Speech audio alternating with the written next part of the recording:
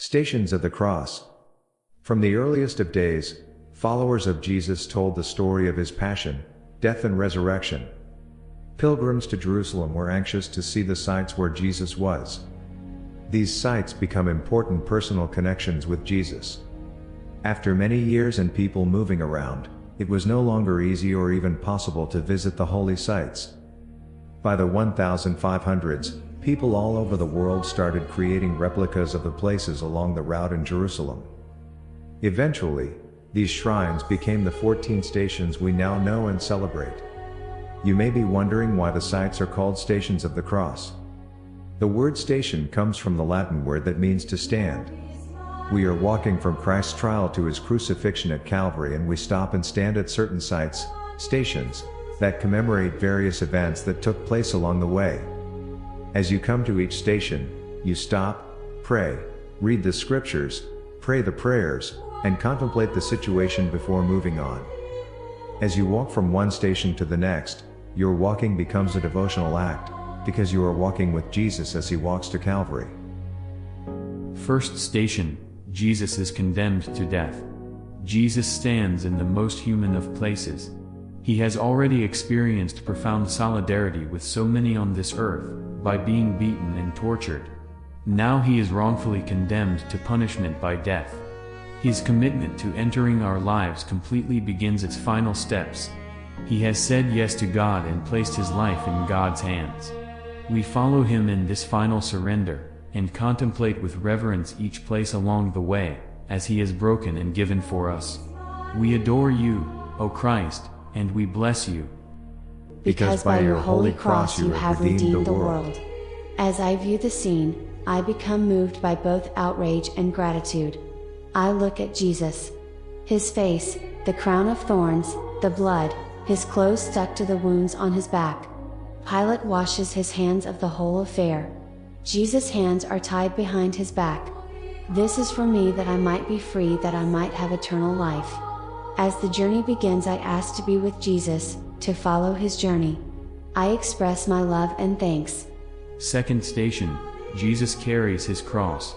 Jesus is made to carry the cross on which he will die. It represents the weight of all our crosses. What he must have felt as he first took it upon his shoulders. With each step he enters more deeply into our human experience. He walks in the path of human misery and suffering, and experiences its crushing weight. We adore you, O Christ, and we bless you. Because by your holy cross you have redeemed the world. I contemplate the wood of that cross. I imagine how heavy it is. I reflect upon all it means that Jesus is carrying it. I look into his eyes. It's all there. This is for me. So I place myself with him in this journey, in its anguish, in his freedom and surrender, in the love that must fill his heart. With sorrow and gratitude, I continue the journey. Moved by the power of his love, I am drawn to him and express my love in the words that come to me. Third station, Jesus falls the first time. The weight is unbearable. Jesus falls under it. How could he enter our lives completely without surrendering to the crushing weight of the life of so many on this earth? He lays on the ground and knows the experience of weakness beneath unfair burdens. He feels the powerlessness of wondering if he will ever be able to continue. He is pulled up and made to continue. We adore you, O Christ, and we bless you. Because by your holy cross you have redeemed the world. I stare at the weakness in his eyes. I can look at his whole body and see the exhaustion. As I behold him there on the ground, being roughly pulled up, I know forever how profoundly he understands my fatigue and my defeats. This is for me. In grief and gratitude I want to let him remain there. As I watch him stand again and gain an inner strength, I accept his love and express my thanks.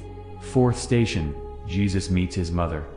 Jesus' path takes him to a powerful source of his strength to continue. All his life, his mother had taught him the meaning of the words, "Behold, the handmaid of the Lord." Now they look into each other's eyes. How pierced through her heart must be. How pained he must be to see her tears. Now, her grace-filled smile blesses his mission and stirs his heart to its depth. Love and trust in God bind them together. We adore you, O Christ, and we bless you. Because by your holy cross you have redeemed the world. As I watch them in this place along the way, I contemplate the mystery of love's power to give strength. She knows the sorrow in every mother's heart who has lost a child to tragedy or violence.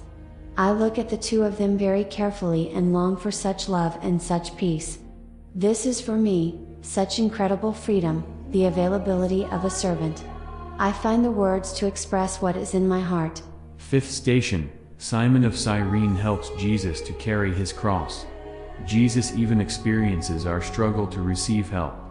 He is made to experience the poverty of not being able to carry his burden alone. He enters into the experience of all who must depend upon others to survive. He is deprived of the satisfaction of carrying this burden on his own. We adore you, O Christ, and we bless you. Because by your holy cross you have redeemed the world. I look into his face and contemplate his struggle, his weariness and fragility, his impotence. I see how he looks at Simon, with utmost humility and gratitude. This is for me.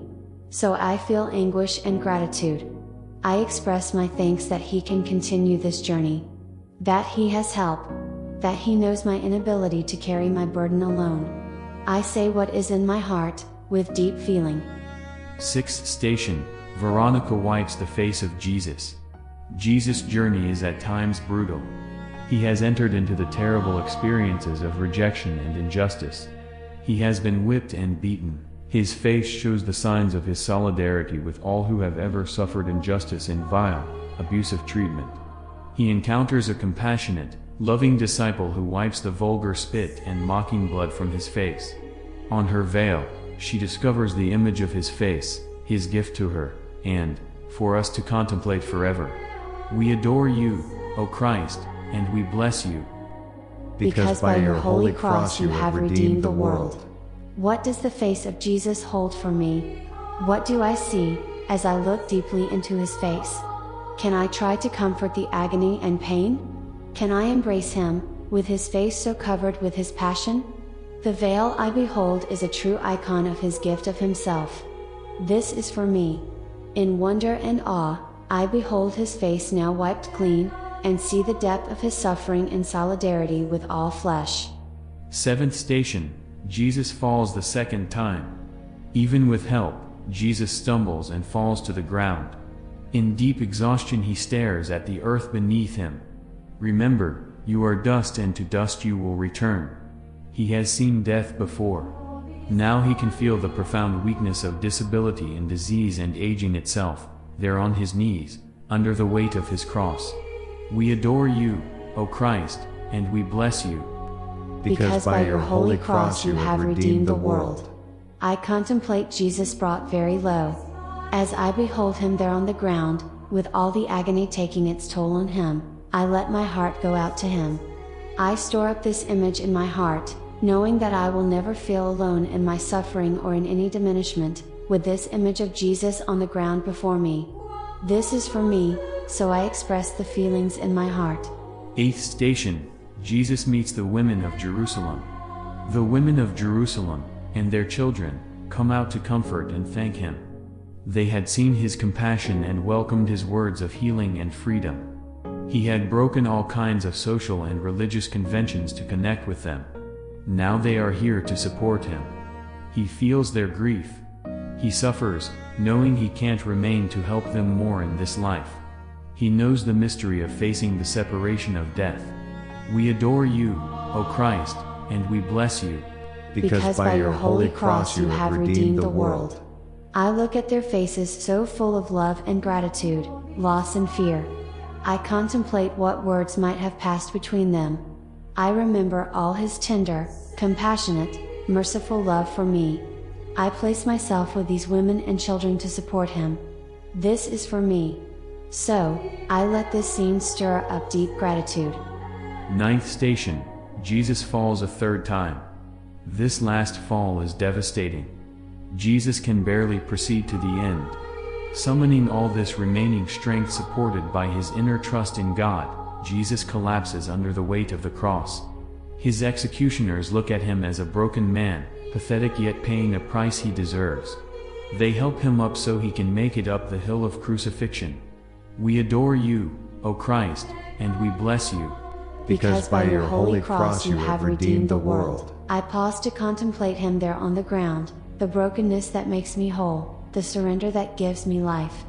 I pause to experience and receive how completely he loves me. He is indeed completely poured out for me.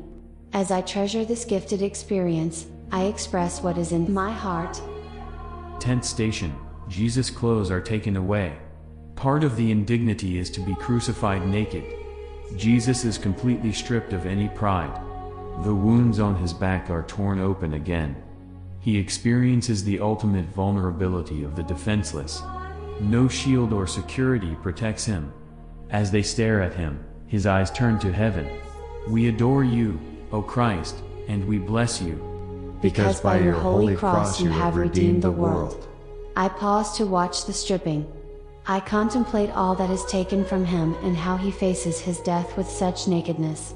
I reflect upon how much of himself he has revealed to me, holding nothing back. As I look at him in his humility, I know that this is for me, and I share my feelings of gratitude. 11th station, Jesus is nailed to the cross. Huge nails are hammered through his hands and feet to fix him on the cross. He is bleeding much more seriously now. As the cross is lifted up, the weight of his life hangs on those nails. Every time he struggles to pull himself up to breathe, his ability to cling to life slips away. We adore you, O Christ, and we bless you. Because by your holy cross you have redeemed the world. I make myself watch the nails being driven through his flesh. And I watch his face. I contemplate the completeness of his entry into our lives. Can there be any pain or agony he would not understand? This is for me, nailed to a cross to forever proclaim liberty to captives. What sorrow and gratitude fill my heart. 12th station, Jesus dies on the cross.